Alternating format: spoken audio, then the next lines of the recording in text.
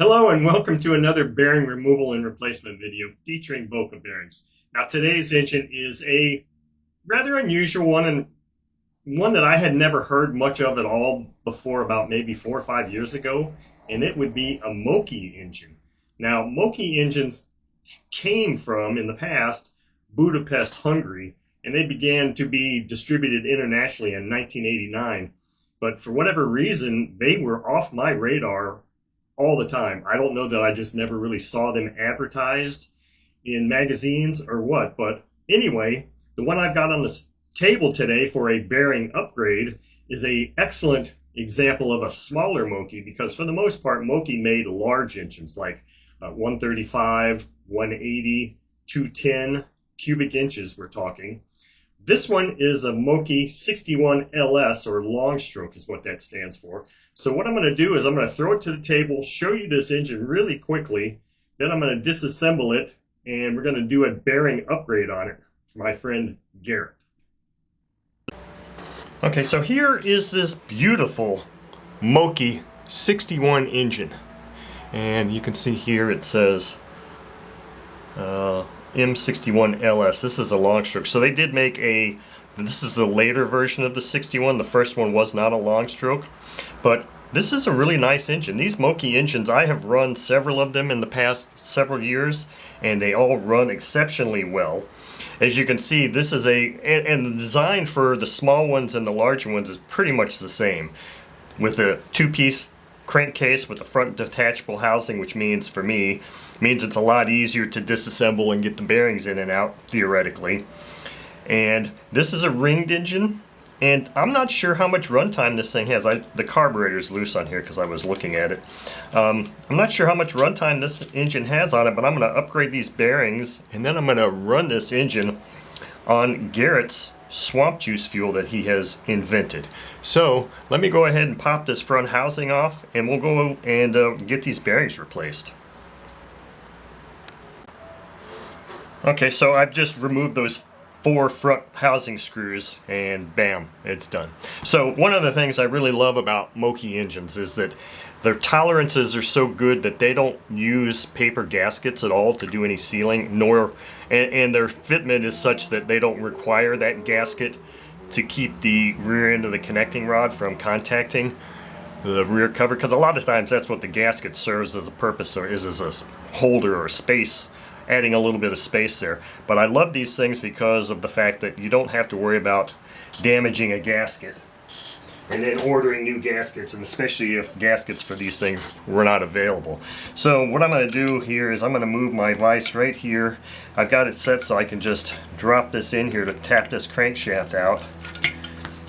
But first we're going to have to heat it up. So the interesting thing here is that this is an open shield front bearing, which I don't know that I'm going to repeat that. I'm going to put a shielded front bearing. The bearing I'm going to install will have probably a shield. I think that's what the Boca kit has.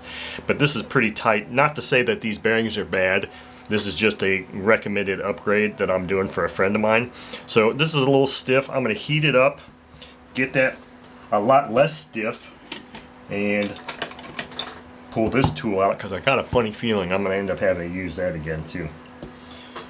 And the associated wrenches to tighten that up. So let's go ahead and heat this thing up and get these bearings out.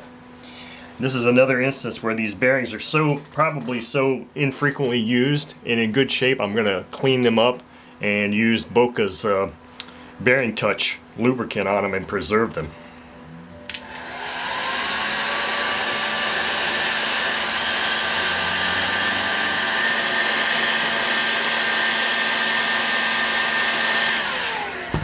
I think I've got this thing really warmed up.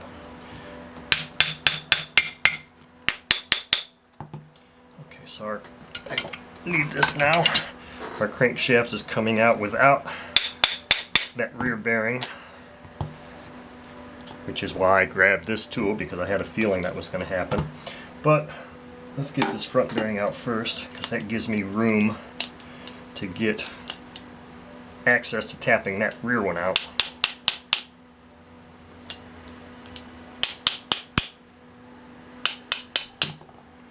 So there's our front bearing.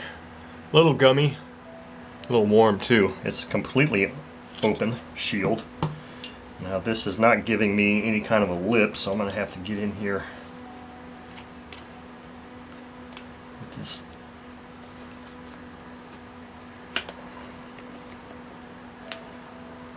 So the trick here is to make sure I get right in that groove and tighten that thing up. I wonder if I can tighten this thing up just by holding it like this with my hand. I might be able to get it tight enough to do the job. See, I don't like that. It felt too tight there. You have to make sure that you're really getting in that little groove. I like to see it spin like this. And then just go a little bit tighter than that.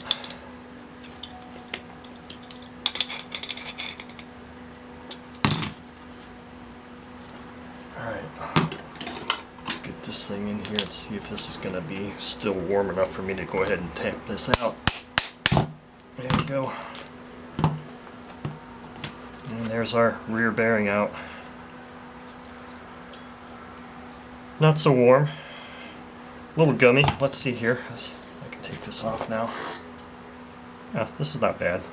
These bearings don't feel too bad. This front bearing feels really good. So what I'm going to do is I'll probably put these in the ultrasonic and clean up any debris that might be in there and any like carbon or fuel residue, and then soak them in bearing soak. And as normal, I need to do a little bit of cleanup on these parts, and then we will get a new set of bearings installed. Okay, so this front housing is now all cleaned up and ready to accept bearings, as is this beautiful crankshaft. So I have the drive hub here also, just because of the fact that this front bearing is slightly recessed from flush here, so, and you can see there's just a small little lip there, so I'm going to use this to do the final drive in there just to make sure I got the proper bearing clearance. And my ultrasonic just turned off, which means that was the bearings that were in there, so I don't have them here. So what I do have here is a rather empty bottle of Boca's Lightning Lube Road Power that I always use for doing my bearing installations and my reassembly lube, and fortunately I've got enough in this little jar here to go ahead and get these parts lubricated up. So as long as I'm talking about road power and bearing soak, which is what I'm going to use on those other bearings, I will touch this stuff up and get it ready to put these bearings in, and then we will talk about the kit number. Get all over these bearing these mating surfaces also. Okay, so that's ready to go. Wipe my finger here real quick. The bearing kit number for this kit, which was surprising because as rare as I feel that this Moki LS or 61 LS engine is, I was surprised that Boca actually had a listing for it. So they do, and I ordered this kit number, which is an ENK-063. Now it looks like both of the bearings in here are metal shielded. So I am going to remove them from the bags, take shields off of both sides of this rear bearing, and then only one side of the front. I'm just not a fan of leaving the front bearing completely open, and maybe that's what this little lip here helps to do, but I'm not going to leave that front bearing completely open like that. I'm going to go ahead and pop all of these, or at least one shield out on the front bearing. Just like that. Oh, it's a beautiful thing. Get the same thing done on this one, and then we'll be ready to finish this bearing upgrade for this beautiful engine. So let me get a little bit of, since my finger is big enough to go in this inner diameter, I can put a little bit of lubrication on there and get my bearing going on there. Oh, what a beautiful fit. Look at that. It's nice. I can't get my finger in that little hole, but I can at least get a little bit here on the outside. So I'll always put the front bearing in first, and that way it acts as a centering mechanism for the rear bearing, and that's especially important. Maybe not as important in a two-piece crankcase engine like this, but for others, single-piece crankcase. That way you've got that centering mechanism. So I've got all kinds of lubrication there. wipe my fingers one more time, and we'll get my glove on and heat this housing up just lightly. And let me move this over here. Make sure that this crankshaft is going to fit in that hole. Okay, good. So now we can get these bearings installed.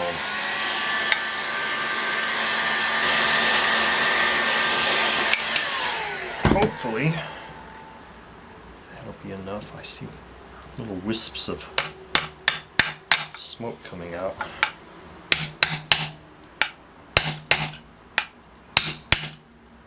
Okay, now let's just put this hub on here real quick and do a light tap on this. Get that recessed in there. There we go. Beautiful. Now, the rear bearing. Okay. I think I can tap it with this. And there we have it.